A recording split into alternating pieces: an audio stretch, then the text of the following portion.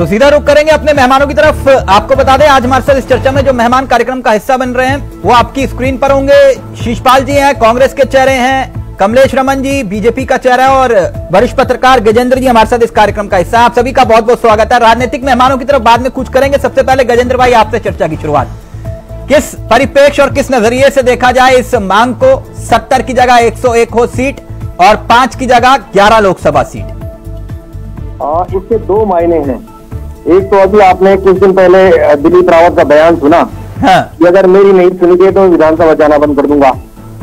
दूसरा आप किशोर उपाध्याय जी लेकर आए हैं और किशोर उपाध्याय इस मांग को तब भी करते थे जब वो कांग्रेस पार्टी के अध्यक्ष थे। बिल्कुल, यानी कि अब उनको आभास हो गया कि जिस काम के लिए वो भाजपा में गए थे वो काम अभी तक हुआ नहीं। और ये भी बताया जा रहा है कि उनके जो कमिटमेंट है उस समय जेपी नड्डा से लेकर तमाम लोगों के सामने वो भी पूरे नहीं किए गए।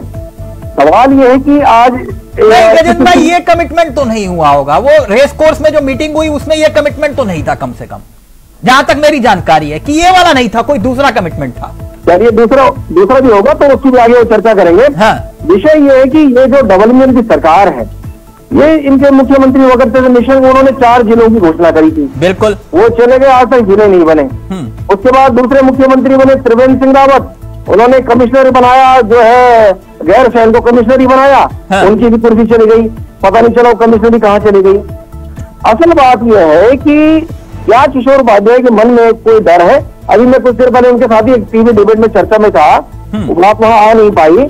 विषय ये है कि जिस विधानसभा से चुनकर आते हैं, आज जैसे पहाड़ की चिंता कर रहे हैं, आपको अच्छी तरह याद होगा कि 2017 में किशोर उपाध्याय टिहरी विधानसभा सीट को छोड़कर देहरादून की सैदपुर विधानसभा से चुनाव लड़े थे। हालांकि वो हार गए। इसका मतलब वो इस बात को महसूस कर रहे हैं कि पहाड़ में मतदाता भी कम हो रहा है, पहाड़ में जाना कठिन हो रहा है।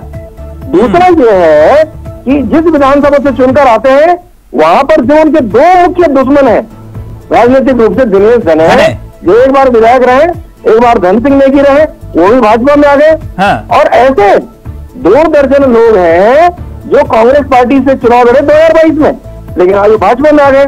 अब इन सब के लिए स्पेस की जरूरत है। इन सब को जो है सीटें चाहिए, चुनाव लड़ना है, क्या होगा क्या नहीं होगा। एक तो इस बात को लेकर एक्सरसाइज है कि भाई अब आने वाले समय के लिए अपना भविष्य फिक्स करना है कि हमें जाना कहाँ है। और भारतीय जनता पार्टी की उससे उतने ज्यादा विकल्प खुले होंगे निश्चित रूप से, अगर सीटें ही नहीं होंगी। हाँ। और इसका किशोर उपाध्याय एक बार पहले नुकसान झेल चुके हैं। 2004 में जब तिवारी सरकार चल रही थी तो वो मिनिस्टर हुआ करते थे जी। तो एक केंद्र सरकार से नियम आया कि मंत्रिमंडल की सीटें आपने फिक्स करनी है। तो मंत्रिमंडल की 5 सीटें कम की गई तो किशोर उपाध्याय की कुर्सी भी चली गई, सुनील सजवाल की चली गई, मंत्री प्रसाद नैथानी को हटाया गया, वीरेंद्र सिंह नेगी और राम प्रसाद टमटा, इन 5 लोगों को भी हटाया गया। अब सवाल यह है कि अगर चिंता सिर्फ इस बात की है कि अपना राजनीतिक भविष्य कैसे फिक्स किया जाए, और चूंकि अधिकांश लोग भाजपा के लोग खरीद फरोख्त करके, डरा धमका के, लालच देके जिस तरह से भी लेकर आए हैं, उनका आने वाले समय में क्या होगा? और कम से कम हॉर्स ट्रेडिंग तो खत्म हो जाएगी। वो जो वॉल्वो बस आती है यूं करते हुए आगे दिखाई देते हैं नेता कि भैया हाँ हो गया बात है। इसमें एक गंभीर बात है। हाँ। जो मुझे बहुत हल्की लगी, किशोर उपाध्याय जी अपना प्रस्ताव लेकर विधानसभा अध्यक्ष के पास गए और विधानसभा अध्यक्ष का प्रस्ताव देने का कोई मतलब नहीं है। अगर आप उस काम के प्रति गंभीर हैं, आपको सदन के भीतर प्राइवेट मेंबर बिल लाना पड़ता है। प्राइवेट मेंबर बिल को आपकी सरकार पास करेगी, केंद्र को भेजेगी, उस पर सुनवाई होगी। और ऋतु खंडूड़ी के विषय में मैं इसलिए जो मुझे शंका है क्योंकि 2 साल से दल बदल की उमेश कुमार की याचिका को दबाकर बैठी है। जिस दल बदल के तहत प्रीतम पवार की विदाई की गई, राम सिंह कहना की गई, जिसमें राजकुमार की गई, उसी ट्रेंड का विषय जो है खानपुर के विधायक की फाइल दबाई गई है। और अगर ऐसे लोगों के ऊपर आप विषय लेकर जाएंगे तो मुझे बिल्कुल यकीन नहीं है ऋतु खंडूड़ी के ऊपर कुछ लोग एक्शन लेंगे।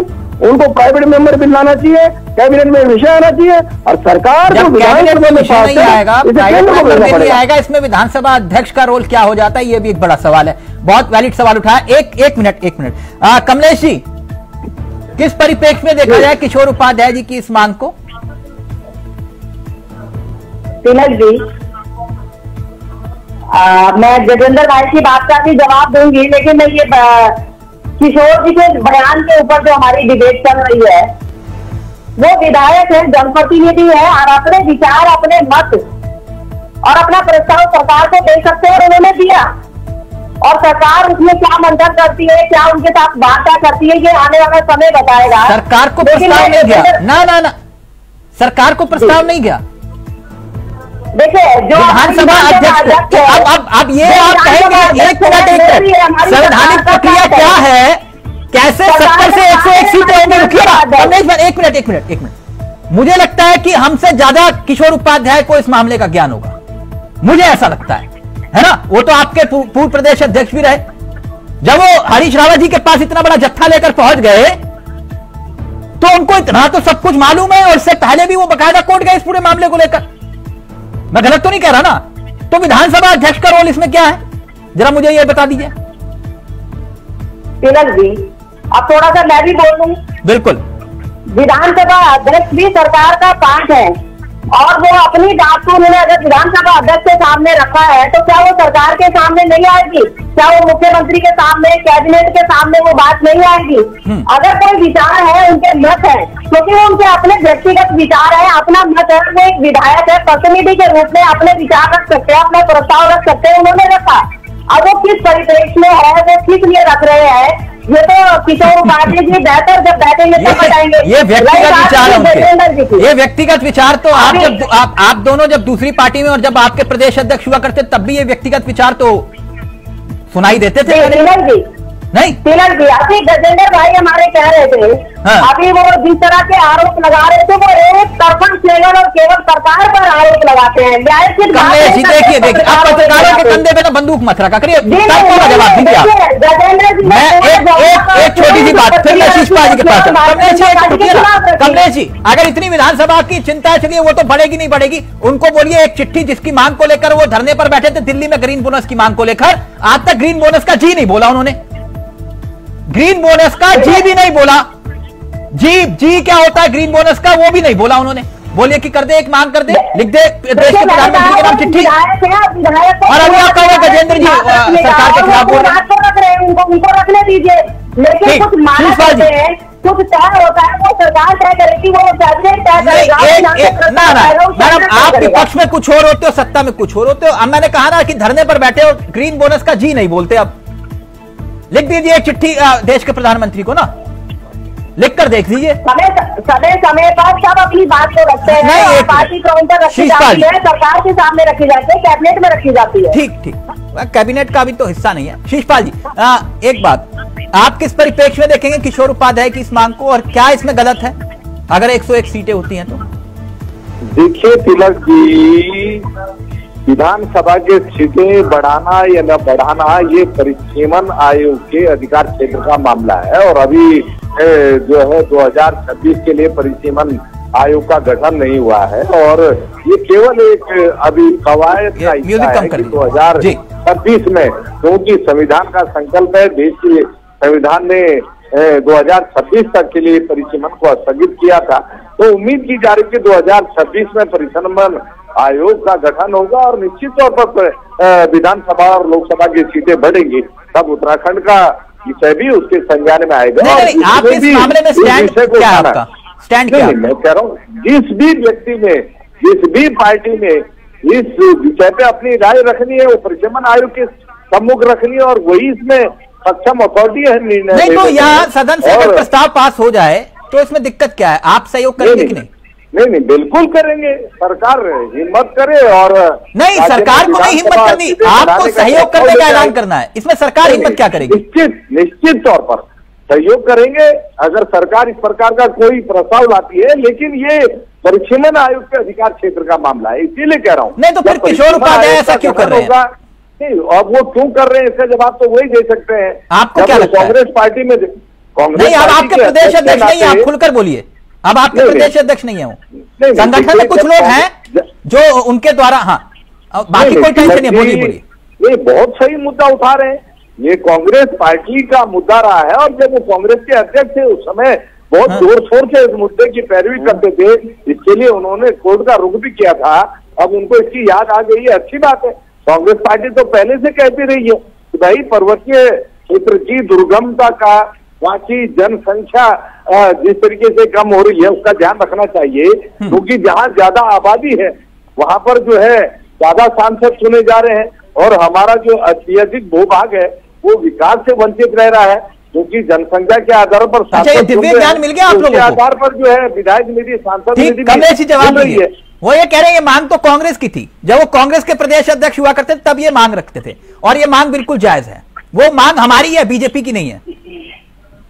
देखिए तिलक जी, मैंने कहा कि वो विधायक है और अपनी बात, अपना प्रस्ताव वो रख सकते हैं, उन्होंने अपना प्रस्ताव रखा है। अब सरकार उसमें देखेगी, क्योंकि इसमें मानक है, इसमें बैठक होगी, इसमें प्रस्ताव बनेगा, सेंटर हो जाएगा, क्योंकि ये सारी जो चीजें हैं ये प्रक्रिया टेक्निकल चीजें हैं, ये कोई अपने आप सरकार बैठ कर तो नहीं बढ़ा सकती कि विधानसभा बढ़ा देगी। लेकिन उन्होंने अपना प्रस्ताव रखा, अपना मत रखा है और अपने मत के अनुसार सरकार उसमें क्या बात रखती है, क्या आपस में सामंजस्य बैठता है, ये तो वक्त बताएगा। क्योंकि एक विधायक को हर तरीके से अपनी बात रखने का अधिकार है जनप्रतिनिधि होने के नाते। तो मुझे लगता है कि अगर उन्होंने अपनी बात को रखा है तो सरकार इसमें संज्ञान लेगी हर चीज का।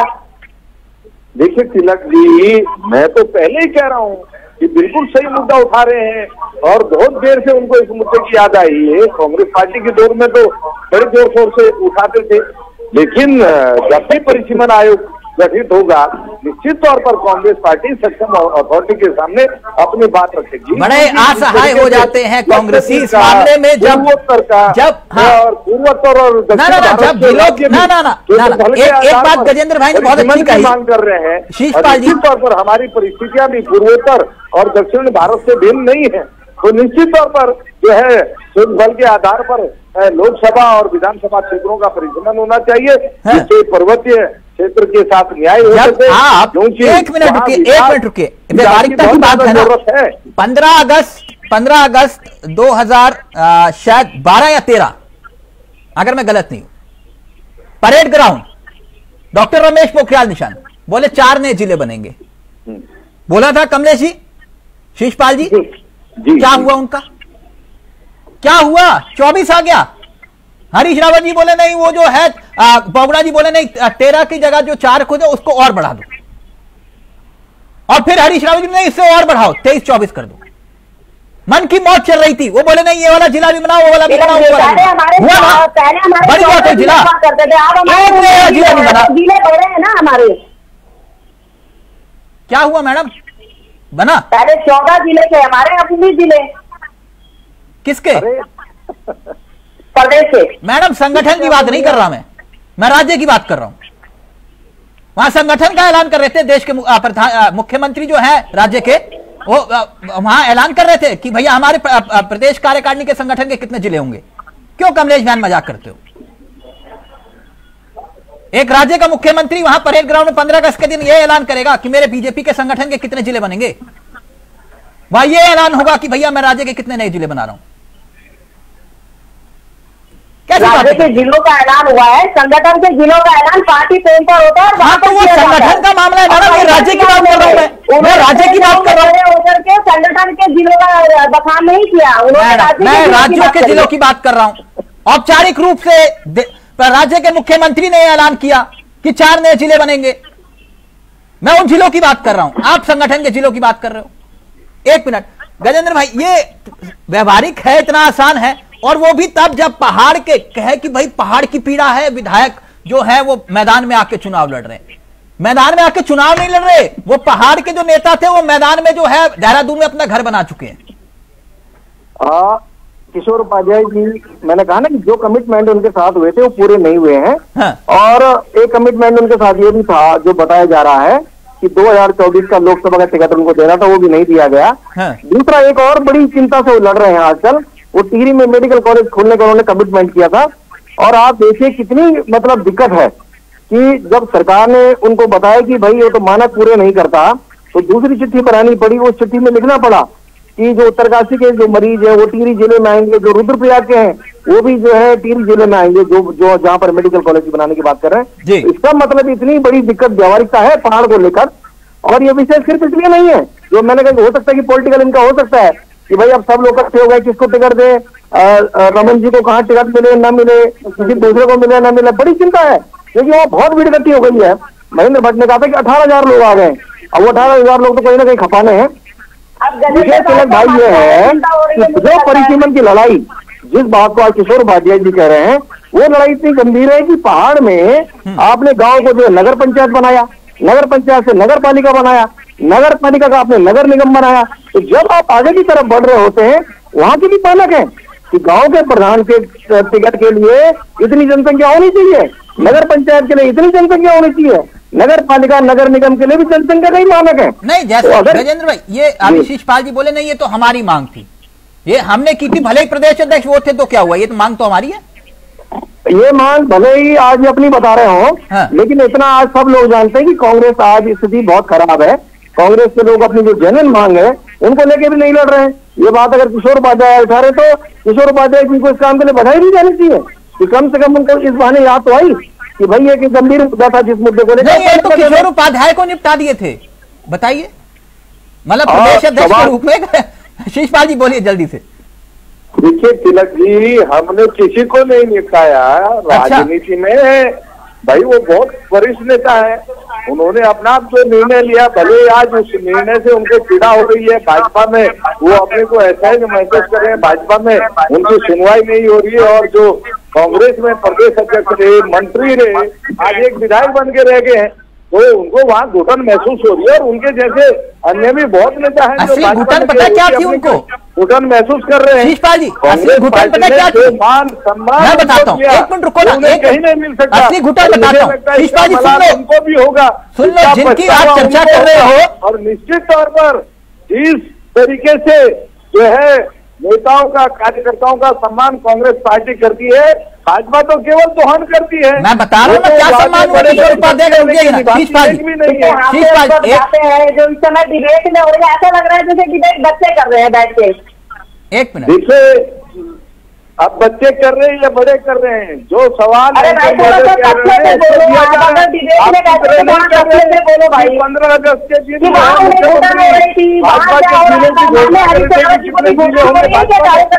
प्रदेश में 4 पुनर्गठन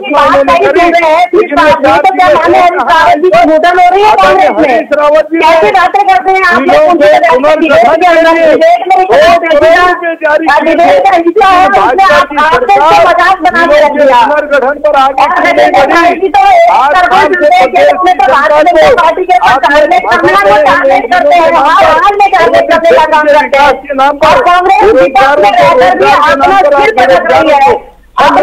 आगे की कोशिश कर रही है। और बड़े नेता हैं आपके हरीश रावत जी, जो बार-बार कह रहे हैं कि मेरा कार्यकर्ता समझ नहीं रहा है मेरी बात को, मेरा कार्यकर्ता मेरी सुन नहीं रहा है, तो आप सुन लीजिए उनकी थोड़ा सा। शिषपाल जी और कमलेश जी रुकिए एक मिनट, मैं गजेंद्र जी के पास जाऊं। शिषपाल जी ने कहा उनको घुटन हो रही है वहां। एक मिनट कमलेश भाई रुकिए ना, एक मिनट रुकिए, एक मिनट। उनको असली घुटन पता कब महसूस हो रही थी, जब एक तथाकथित पीडीएफ बना था और उस पीडीएफ में दिनेश धने की एक अहम भूमिका होती थी, और हरीश रावत जी बहुत प्यार से दिनेश धने जी को रखते थे। जो मांगे किशोर उपाध्याय लेकर जाते थे उनके पास, वो हरीश रावत जी कहते थे हो जाएगा, मना किसी को नहीं करते थे, लेकिन वही मांग दिनेश धने की पूरी हो जाती थी। बोलिए जय श्री राम। अकेले कैबिनेट की बैठक होती थी बंद कमरे में पीडीएफ तथाकथित के साथ। देखिए तिलक जी, ये असली घुटन ये थी जब रिबन दिनेश धने काटते थे, जब टिहरी में दिनेश धने रिबन काटते थे, असली घुटन वो थी। शिषपाल जी, अपने विधायक गजेंद्र जी मुख्यमंत्री ना सुने, अगर विकास के मुद्दों पर एक मिनट विधायक प्रस्ताव ला रहे थे तो उन प्रस्तावों पर तत्कालीन सरकार को काम नहीं करना चाहिए। हमें मालूम है जब पर्यटन मंत्री के तौर पर कौन से प्रस्ताव आ रहे थे। रुक जाइए एक मिनट, रुक जाइए गजेंद्र जी। नहीं निश्चित तौर पर प्रदेश एक मिनट सर, विधानसभा क्षेत्रों का कांग्रेस की सरकार में हुआ होगा। आप बताइए ना 8 सालों से क्या विकास हो रहा है? केवल बातें हो रही हैं, इन्वेस्टर मीट। अब या तो टिहरी में विकास का क्रेडिट दिनेश धने को दे दो या किशोर उपाध्याय को दे दो, फिर आप छोड़ दी ना शिषपाल जी। अभी गजेंद्र जी को बोलने दीजिए। राजनीतिक निर्णय राजनीतिक स्तर पर लिए जाते हैं। अच्छा ठीक है, हम मालूम है, रुक जाइए गजेंद्र जी।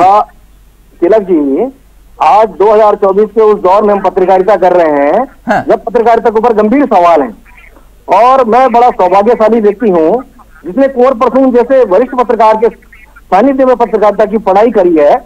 जब हम बैचलर जर्नलिज्म और मास कम्युनिकेशन का कोर्स करते थे, वो अतिथि शिक्षक के रूप में पढ़ाने आते थे।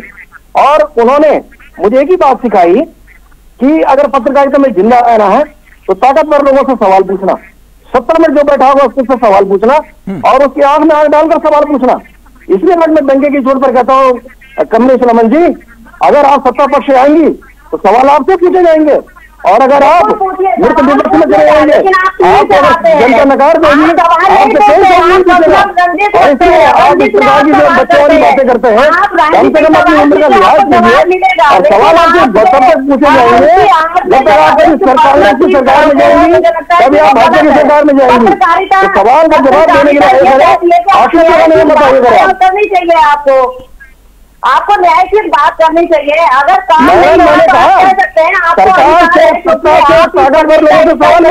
जर्नलिज्म के एक वरिष्ठ पत्रकार है आप हमारे, और हमें कि जब आप कांग्रेस की रोटी खानी जाएंगे और मलाई खानी जाएंगे तो वहां से सवाल पूछे जाएंगे, जब भाजपा की मलाई खानी जाएंगे वहां भी मैं सवाल पूछूंगा। ये मेरा धर्म है और यही पत्रकारिता की, इससे इतर कोई दूसरी परिभाषा नहीं है। जो लोग सत्ता की मलाई खाएंगे, जो सत्ता में रहेंगे, सवाल उनसे पूछे जाएंगे, जो कुर्सी पर बैठेंगे उनसे सवाल पूछे जाएंगे। इसलिए आप तैयार हैं? धैर्य नहीं है। आप वरिष्ठ पत्रकार हैं और आपसे ये उम्मीद होती है कि आप न्याय बात करते हैं। व्यक्तिगत मत होइए कमलेश भाई, एक मिनट रुकिए ना कमलेश जी प्लीज, व्यक्तिगत नहीं होना चाहिए। पहली बात ये, इसमें गलत क्या है? सवाल तो सत्ता से ही पूछे जाते हैं। नहीं बिल्कुल पूछे जाते हैं ना, तो फिर इसमें दिक्कत कमलेश भाई आप लोगों को तर्क से उत्तर दीजिए ना, दिक्कत क्या है? अगर वो आप बोलिए कि उन्होंने गलत बोला तो हाँ बोलिए कि ये तर्क गलत है, ये मेरा तर्क है। नहीं, मैंने आप तर्क को बात को काटिए ना। जवाब देने का हमारा फर्ज है, हमारे घर में उनको जवाब देंगे, वो हमारे पत्रकार है। शीशपाल प्रदेश का हिस्सा भी है। फाइनल कमेंट शीशपाल जी लाइव में कमेंट आया, बोले कि ये मांग तो हरीश रावत की थी ना जो किशोर उपाध्याय हाईजैक कर रहे हैं, कुछ ऐसा है क्या शीशपाल जी? देखिए तिलक जी, कांग्रेस पार्टी सदैव पर्वतीय क्षेत्रों के साथ, छोटे राज्यों के साथ न्याय करने के पक्ष में रही है और हम इस बात को फिर दोहरा रहे हैं कि जब भी परिसीमन आयोग का गठन होगा निश्चित तौर पर हम पर्वतीय क्षेत्रों में न्याय की मांग परिसीमन आयोग से करेंगे और पर्वतीय नहीं गजेंद्र जी समझ में नहीं आया ये शीशपाल जी का मतलब ऐसा लग रहा था कि आज शीशपाल जी कांग्रेस के काम किशोर उपाध्याय के ज्यादा प्रवक्ता दिखाई दे रहे थे। आज समझ में नहीं आया मामला, फील्ड में काम नहीं कर रहे। ये इनसाइड स्टोरी अगली बार, गजेंद्र भाई इनसाइड स्टोरी शीशपाल जी की अगली बार। थैंक यू सो मच, बहुत बहुत शुक्रिया कमलेश जी आपका, शीशपाल जी आपका, गजेंद्र जी आपका भी बहुत बहुत शुक्रिया। लेकिन ये मान अब कहते हैं ना कई बार फुटेज हासिल करने के लिए भी होता है मामला, और इस मामले में किशोर उपाध्याय का जवाब नहीं है। नमस्कार, जय हिंद, जय भारत, जय उत्तराखंड।